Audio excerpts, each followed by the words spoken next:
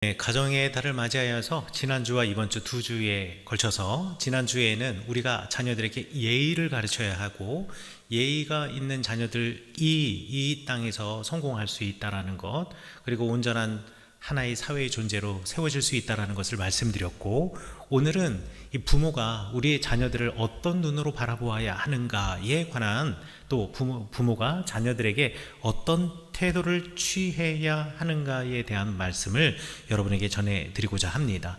우리 이호선 교수님의 영상을 보셨는데 지난주의 영상과 마찬가지로 이호선 교수님의 영상도 처음부터 끝까지 한번 들어보시면 너무 좋고 그리고 참 큰 도움이 될 겁니다.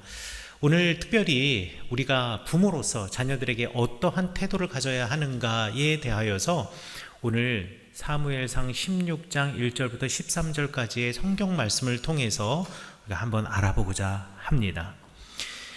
제가 예전에 어려서 읽었고 또 나이가 들어서도 읽었고 그리고 또 설교를 준비하면서 또 한 번 읽었던 책이 있습니다. 여러분들도 한 번쯤 들어보셨을 또 읽어보셨을 생텍쥐베리의 어린 왕자라고 하는 책입니다. 어린 왕자의 책 맨 처음 서두 부분에서 한 조종사가 이제 어린 왕자를 만나는 부분이 이렇습니다. 한 조종사가요, 비행기를 이제 타고 가다가 이 비행기가 사하라 사막에 불시착을 하게 되었습니다. 그래서 이 비행기를 고치기 위해서 고군분투하고 있는데 갑작스럽게 어린 왕자, 어디서 나타났는지 모르는 여러분들 그 그림에서 보시는 것처럼 금발머리의 어린 왕자를 만나게 됩니다. 이 어린 왕자는 무궁무진한 상상력을 가지고 있는 아이였습니다. 사실 조종사도 어린 시절 무궁무진한 상상력을 가졌던 어린 아이였습니다. 그러나 이제는 어른이 되어서 그것을 잊어버리고 그리고 오늘의 생존을 위해서 살아가는 삶을 살아가다가 이제 자신의 어릴 적 옛 모습을 마주친 것이죠. 조종사는요, 어린 왕자에게 어디에서 왔는지를 물어봅니다. 어린 왕자는 이 조종사의 물음에 즉답을 하지 않아요. 어디서 왔니? 그러면 나는 저는 철원에서 왔어요. 저는 와수리에서 왔어요. 즉답하지 않고 자기가 사는 곳을 자기가 하는 대화 속에서 살짝 드러냅니다. 이 어린 왕자가 살던 곳은 어떤 곳이냐면 양을 묶어둘 필요도 없는 작은 행성, 묶어둘 필요도 없이 양이 어디 가는지 뻔한 곳, 그리고 그 행성이 얼마나 작은지 그냥 그 행성의 크기가 집 한 채 크기만한 곳, 그 다음에 얼마나 그 행성이 아름다운지 자기 행성의 아름다움을 이야기하면서 해넘이를 보고 싶으면, 그러니까 노을을 보고 싶으면 의자에 앉아서 해넘이를 보다가 다시 의자를 들고 뒤로 몇 걸음만 가서 다시 앉으면 또 해넘이를 볼 수 있을 만큼 작은 행성이라고 이야기합니다. 그 행성에는요, 무릎 높이의 화산이 있고요, 그리고 거기에는 절대로 큰 나무를 심을 수가 없습니다. 조그마한 풀은 있을 수 있어도 큰 나무, 우리 여기 책에는 바오밥 나무라고 하는데 그 큰 나무를 심으면 뿌리가 막 자라서 행성이 쪼개질 수도 있기 때문에, 그래서 큰 나무도 심을 수 없을 만큼의 작은 행성, 그리고 거기에는 성격이 조금은 까칠한 장미 한 송이가 자라고 있는 행성이라고 이야기를 합니다. 이 이야기를 대화의 곳곳에서 어린 왕자가 이야기를 하는데요, 이 조종사는 그 이야기를 듣고 그래서 거기가 어디란 말이야 알 수가 없는 겁니다. 머릿속으로 상상을 하는데 어딘지 알 수가 없는 거죠. 그래서 어떻게 했느냐, 어떻게 생각을 했느냐, 조종사가 얼마 전에 신문을 읽다가 튀르키예의 한 천문학자가 아주 작은 소행성을 발견했습니다. 그리고 그 소행성의 이름을 B612라고 이름을 지었거든요. 그래서 이 아이의 이야기를 듣고 보니 아마 이 어린 왕자, 이 아이가 살던 곳은 B612라고 하는 소행성이 아닐까라고 추측을 하는 겁니다. 여러분, 정말 이 아이가 B612라고 하는 행성에서 왔을까요? 아니요. 아이는 그런 얘기를 한 적이 없어요. 아이는 자기가 살았던 곳 그리고 살고 있는 곳을 묘사했을 뿐인데 어른들은 그걸 이해를 못해요. 여러분, 어른들은요 아이들을 잘 이해를 못해요. 부모들은 자녀들의 말을 잘 이해를 못해요. 똑부러지게 이야기를 해주면은 금방 알겠는데 이 똑부러지지 않으니까, 그러니까 이해가 잘 안 되는 겁니다. 빙빙 돌려서 이야기하는 것 같고. 그래서 오늘 설교 제목도요 B612예요. B612라고 하는 설교 제목을 보고 여러분들 단번에 어린 왕자를 생각해내신 분들도 계시겠지만, 아마 제가 추측하기로 많은 분들은 무슨 설교 제목이 이래? 이게 뭐야? 그리고 들어올 때 사이니지를 보면 성경 구절도 제가 일부러 사무엘상 16장 1절부터 13절을 여러분 못 읽으시라고 영어로 써놨습니다. 왜 그러냐면요, 이게 부모와 자녀가의 관계이고 이게 부모와 자녀 사이의 대화이기 때문에 그렇습니다. 부모는요 자녀들을 잘 이해 못해요. 그래서 작가는 어린 왕자의 고향에 이런 이름, 조종사가 이런 이름을 붙여주게 하면서 한때는 어린아이였던 어른들, 이제 어린아이의 생각, 우리 자녀들의 생각을 읽지 못하게 되었다라는 것을 이야기해 주는 겁니다. 여러분들 여기에 60, 70대, 80대, 심지어는 90대도 앉아 계시는데요, 여러분들도 누군가의 자녀였습니다. 그리고 그들의 눈에는 어린아이였습니다. 그 부모님이 여러분들을 보시면서 이해하실 수 있을까요? 아마 못하실 거예요. 어른이 들수록 우리의 시선이 바뀌어집니다. 어린 왕자에서 나와 있는 유명한 이야기 대화를 하나 여러분에게 읽어드리려고 그래요. 어린 왕자에게 그 소행성 B612에 대해서 이렇게 자세히 이야기하고 별의 번호까지 가르쳐 주는 것은 다 어른들 때문이다. 그냥 어린 왕자는 B612인가 했는데 대답을 하지 않아요. 그냥 놔둬요. 왜? 어른은 모르니까.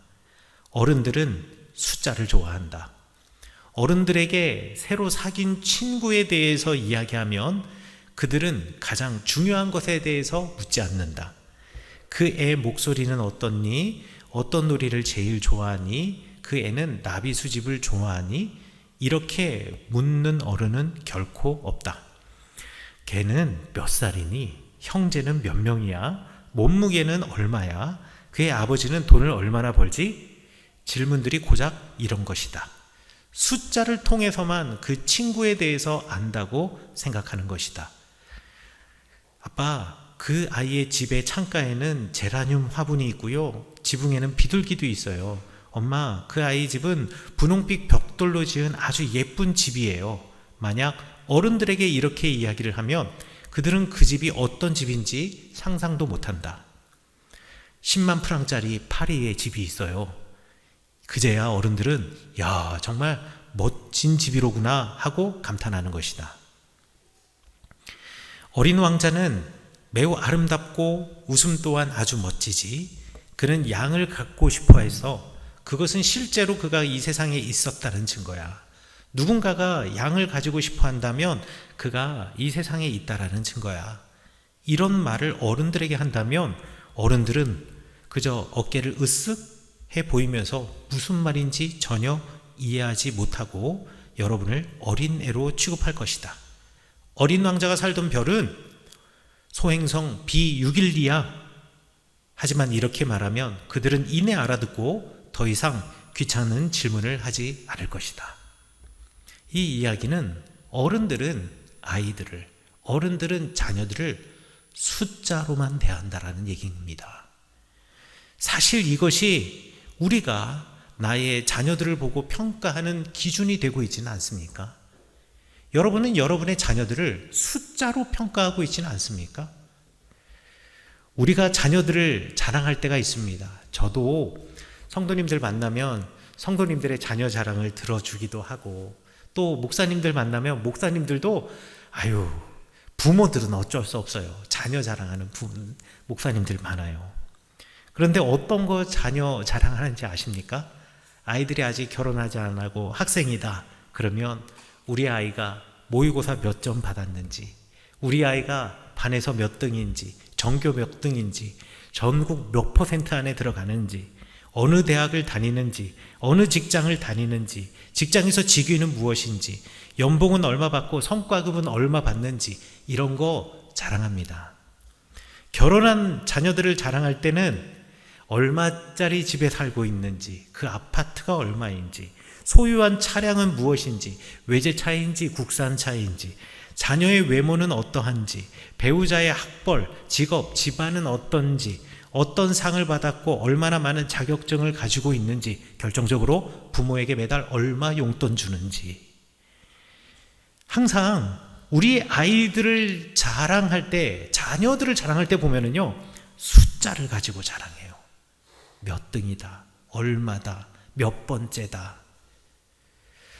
어린 왕자의 탄식처럼 우리 아이가 얼마나 깊은 생각을 가졌는지, 그 작은 꽃 한 송이, 그 꽃 한 송이와 대화하면서 얼마나 그 마음을 나누고 공감하며 무언가에 대해서 연민을 가지고 있는지, 이거보다는 얼마짜리, 몇 등짜리 자녀인지로 평가한다라는 겁니다. 그리고 이런 그들의 기준, 제가 설교 때 이런 표현을 써도 될지 모르겠지만, 이렇게 미쳐 돌아가는 대한민국 사회의 기준, 이 기준에 미치지 못한 자녀들에 대해서는, 아니 본인의 자녀임에도 불구하고 부끄럽게 생각하는지 이야기하려고 하지 않습니다. 피하려고 하죠. 그리고 이 기준에 잘 된 자녀들, 잘 부합하는 자녀들의 이야기를 누군가가, 친구가 이야기하거나 이웃이 이야기하면 그것 때문에 그냥 기분이 나쁜 겁니다. 그리고 쌩 하고 돌아가는 거죠. 그것 때문에 다른 다툼의 씨앗이 되는 겁니다. 자녀 자랑은 해서도 안 되지만 우리가 정말 자랑해야 할 자녀의 그것은 무엇입니까? 숫자입니까? 아니면 존재입니까? 이런 마음을 가지고 있으니 부모의 입장에서는 다 성장한 자녀들에게까지 아직까지 잔소리하는 겁니다.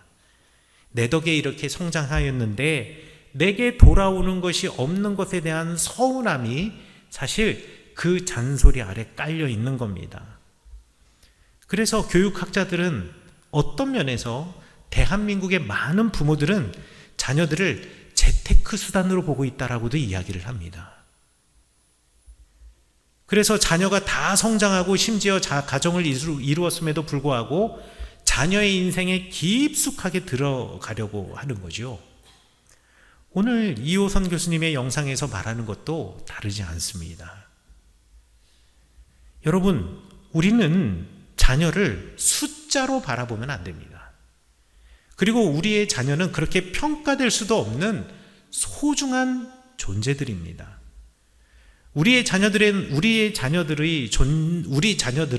그 존재 자체로 사랑받을 만하며, 그리고 한 인격체로서 우리가 어른이지만 부모이지만 존중해야 합니다. 자녀들이 아무리 성장해도 부모의 눈에는 아직 어린아이로 보일 수밖에 없지요.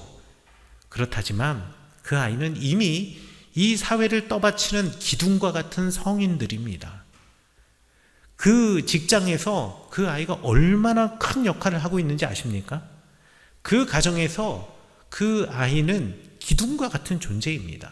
한 기둥을 지금 떠받치고 있는 사람들입니다. 우리는 인정해 주어야 합니다. 오늘 성경 본문 말씀을 한번 볼까요? 사울에게서 마음이 떠난 하나님은 새로운 왕을 세우기로 했습니다. 그래서 사무엘이라고 하는 선지자에게 말하기를, 내가 너를 베들레헴 사람 이새에게 보내리니 이는 내가 그의 아들 중에서 한 왕을 보았느니라 라고 이야기합니다. 이 말이 무슨 말이냐면, 이제 현재 왕인 사울이 마음에 들지 않으시는 거예요. 하나님의 길을 떠나가 있는 겁니다. 그래서 하나님께서 사무엘에게 내가 새 왕을 세워야겠다.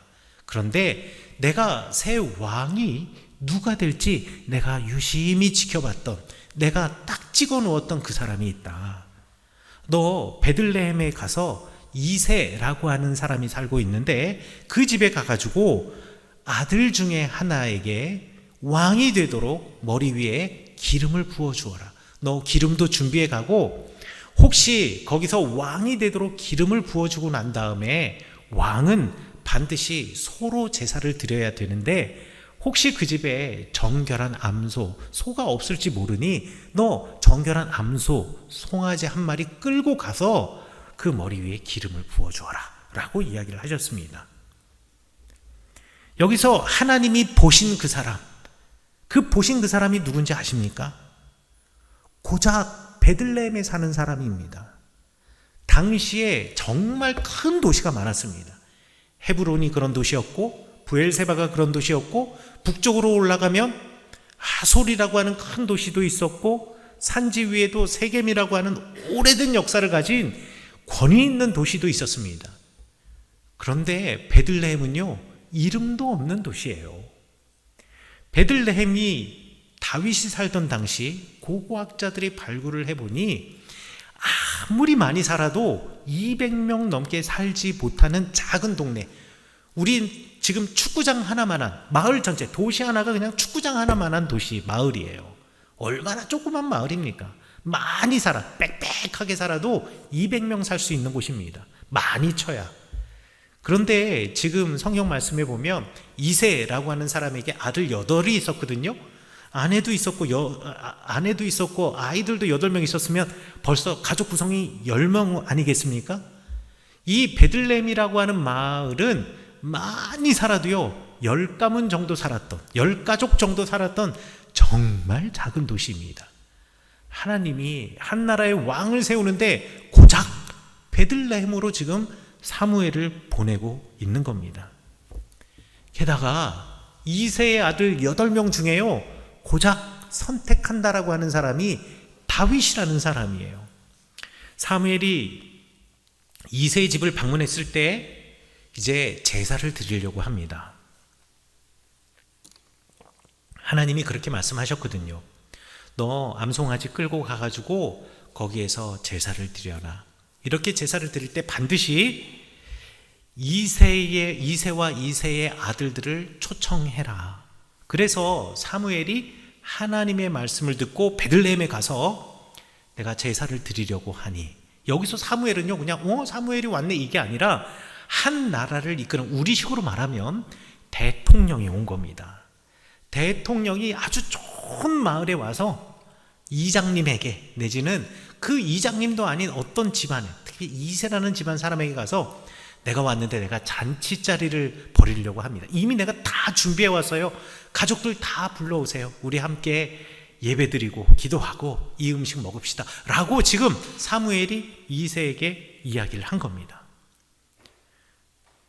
그리고 나서 아이들을 한 명씩 이새가 소개해 주는데요, 장성한 아들 7만 소개해 주고 맨 마지막 다윗은 소개도 해주지 않는 겁니다. 아니 어쩜 이럴 수가 있죠? 아들들 다 부르라 그랬잖아요. 그런데 아들을 다 부르지 않았어요. 한 명 한 명 아들들이 사무엘에게 인사하고 지나가는데 하나님이 얘도 아니다, 얘도 아니다, 얘도 아니다. 아니 아들 7명 다 지나갔는데 다 아니래요. 분명히 하나님이 이 집안에 한 사람을 보았다라고 했거든요. 점 찍어 놓았다 그랬거든요. 근데 아니래요. 그래서 사무엘이 물어보죠. 아들이 이게 전부입니까? 그랬더니 이새가 대답합니다. 아니요. 지금 막내가 있는데 들판에 나가서, 광야에 나가서 양을 치고 있습니다. 왜 사무엘이 아들들 다 불러오라 그랬을 때 이새는 다윗을 부르지 않았을까요? 아마도 이렇게 중요한 국가적, 종교적 이런 사사의 방문, 대제사장의 방문 앞에 야 막내 너 다윗은 넌 거기 갈 자격도 없어, 이렇게 부족한 아들이라고 생각했기 때문에 부르지 않았던 것 아니었을까요? 그래서 고대 성경 해석 학자들은요 다윗은 당시 가족 내에서도 소외받았던 사람이었다라고 설명을 합니다. 사무엘이 아들들을 다 데려오라고 했을 때 이새가 다윗을 생략한 것은 단순히 건망증 때문이 아니라 그 아이는 우리 가문을 대표할 만한 자격도 없고요. 그 아이는 우리 가문의 아들이라고 하기에는 좀 창피해요 라고 생각해서 의도적으로 배제했다라는 겁니다. 아버지 눈에 비친 다윗은요, 자격 없는 8등짜리 인생입니다. 8명 중에 8등이니까 꼴찌죠. 꼴찌 인생이라는 겁니다. 사무엘이 내 아들들이 다 여기 있느냐라고 물었을 때 이새는 아직 막내가 남았는데 그는 양을 지킵니다 라고 대답했습니다. 여기서 막내라는 말이 히브리어로 하카탄이라고 하는 말인데요, 하카탄이라고 하는 말은 어리다라는 뜻도 가지고 있지만 가장 보잘것없다, 가장 하찮은 사람이다 라는 뜻도 가지고 있습니다. 그러니까 다윗 데려오라고, 막내 데려오라고 하는데 아유 걔는 볼 필요도 없어요. 아우 데려오기도 참 민망해요. 지금 이렇게 대답한 겁니다. 그러나 세상의 숫자가 끝나는 그 자리, 광야가, 그 막내 다윗이 양을 치던 들판이 바로 하나님의 선택이 시작이 되는 자리였습니다. 우리 어른들은 아이들을, 심지어는 우리의 자녀들조차도 능력이 있는 자녀와 능력이 없는 자녀, 서열에 넣을 자녀와 들판에 그냥 양치게 버려둘 자녀로 숫자 매김하고 있지만 하나님은 어른들이 들판에 방치해둔 광야에서 양치라고 내보낸 그 다윗을 주목하셨다라는 겁니다. 그를 보셨다라는 겁니다. 이런 하나님께서 이 세상에 있는 모든 자녀들을 볼 때 소중하지 않은 자녀가 있을까요? 아니요.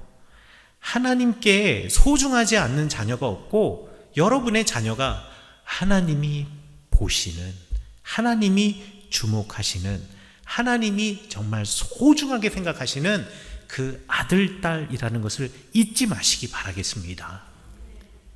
오늘 우리는 숫자의 감옥에 갇혀서 살고 있습니다. 그러면서 심지어는 내 자녀도 그렇게 숫자로 평가하기도 합니다. 그러나 숫자의 사슬을 끊어내시는 하나님의 시선, 오늘 그 시선에 마주쳤으니 여러분, 혹시 여러분도 여러분의 자녀들을 숫자로 보고 계시다면 여러분의 자녀를 존재로 바라보시고 그를 존중해 주시고 그를 인정해 주시고 그리고 그를 세워 주시기를 간절히 원합니다. 제가 어버이날 제 막내딸 둘째에게 편지를 받았습니다. 아침에 자고 일어났는데 머릿맡에 편지가 딱 이쁜 편지가 있는 거예요. 아, 우리 막내가 편지 썼나 보다. 큰아이도 편지를 써가지고 사진을 찍어가지고 카톡으로 보내줬거든요.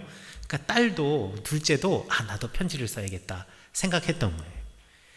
편지를 읽는데 너무 그냥 가슴이 뭉클하기도 하고 너무 행복한 겁니다. 그런데 중간에 가다가 한 문장에 딱 꽂혀버렸습니다, 제가. 그리고 그 문장에서 가슴이 철렁 내려앉았습니다. 뭐 다 당연히 좋은 얘기 썼죠. 근데 거기다 뭐라고 썼냐면, 아빠 이제부터 좋은 딸 되도록 노력할게요 라고 써놨습니다. 저는 근데 그 문장을 읽으면서 가슴이 철렁 내려앉았습니다. 도대체 이 아이가 생각하는 좋은 딸은 뭐지? 라는 생각이 드는 겁니다. 그래서 제가 그 다음날 이제 저녁 아이가 학교 들어와서 밥을 먹을 때 아이에게 물어봤습니다. 노아야, 너 좋은 딸이 되고 싶다 했는데 네가 생각하는 좋은 딸은 뭐니? 라고 물어봤어요. 그랬더니만은 딸 아이가 하는 말이 예, 항상 쭈뼛쭈뼛 생각들이만 뭐 모의고사도 잘 보고 시험도 잘 봐서 아빠가 자랑할 만한 그런 딸, 이런 딸이 좋은 딸인 것 같아요. 그런 딸 아닐까요? 그렇게 대답을 하는 겁니다. 그래서 제가 이렇게 말했습니다. 성적? 아니야. 넌 이미 아빠한테 최고의 딸이고 좋은 딸이야. 너는 이미 좋은 딸이니까 더 좋은 딸 되려고 하지 말고 너는 그냥 이 땅에서 행복하게 살아가면 돼. 그게 좋은 딸이야. 여러분, 우리는 자녀를 얼마짜리 집, 몇 등짜리, 또 몇 등짜리 대학, 얼마의 연봉이라고 하는 세상의 서열로 평가하면서 그 기준에 미치지 못하면 부끄러워하는 재테크의 수단처럼 생각하고 있지는 않습니까? 어린 왕자의 탄식처럼 아이가 가진 생각의 깊이와 연민의 마음보다 눈에 보이는 B612라는 숫자만 사랑했던 여러분, 이것도 죄입니다. 사람을 숫자로 평가하는 것도 죄입니다.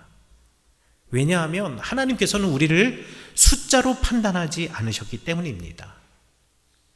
성경 속 아버지 이새도 마찬가지였습니다. 우리와 별다르지 않은 사람입니다. 그냥 그 축구장만한 크기 고작 200명 남짓 살던 변두리 베들레헴 고을에서조차 이새는 막내 다윗을 숫자로 매겨진 서열의 맨 끝자리에 두고 부끄러워했습니다. 숨기려고 했습니다. 악같한 가문의 대표가 될 자격조차 없는 가장 하찮은 녀석이라고 여기면서 거룩한 예배의 자리조차 의도적으로 배제하고 광야로 들판으로 내보냈습니다. 그러나 세상의 숫자가 끝나고 어른들의 계산이 멈춘 그 광야가 바로 하나님의 선택이 시작이 되는 자리였습니다. 하나님은 인간이 매긴 등수를 보지 않으시고 숫자를 보지 않으시고 그 중심을 보셨습니다. 혹여나 정결한 예물이 없을까봐 암송아지까지 직접 준비하시면서 어찌 보면 관심받지 못하였던, 무시당하였던, 방치되었던, 배제되었던 그 막내를 향해, 그 하찮은 자를 향해 지극한 배려와 사랑의 발걸음을 옮겨주셨습니다. 사랑하는 성읍교회 성도 여러분, 여러분의 자녀들은 세상의 숫자로 감히 평가할 수 없는 천하보다 귀한 존재들입니다. 이 자녀들을 성적과 성취라는 숫자의 들판으로 내몰지 마십시오. 거기에 버려두지 마십시오. 하나님이 다윗을 존재 자체로 존중하고 귀하게 여기셨듯이 우리도 자녀들을 있는 그대로 인정하고 하나님의 시선으로 바라보아야 합니다. 세상의 계산법을 내려놓으시고 주님이 보내신 소중한 인격체로서 우리 자녀들을 온전히 사랑하고 존중하고 인정해주며 축복해주는 부모가 되시기를 간절히 축원합니다. 그리고 자녀들을 통해서 하나님이 하실 일을 기대하시며 그 기대로 자녀들 위해서 늘 기도하시는 자리, 참견하시고 끼어들며 그의 인생 속에 들어가려고 하지 마시고 그 곁에서 그가 넘어지지 않도록 기도로 늘 세워주시는 여러분들 되시기를 간절히 축원합니다.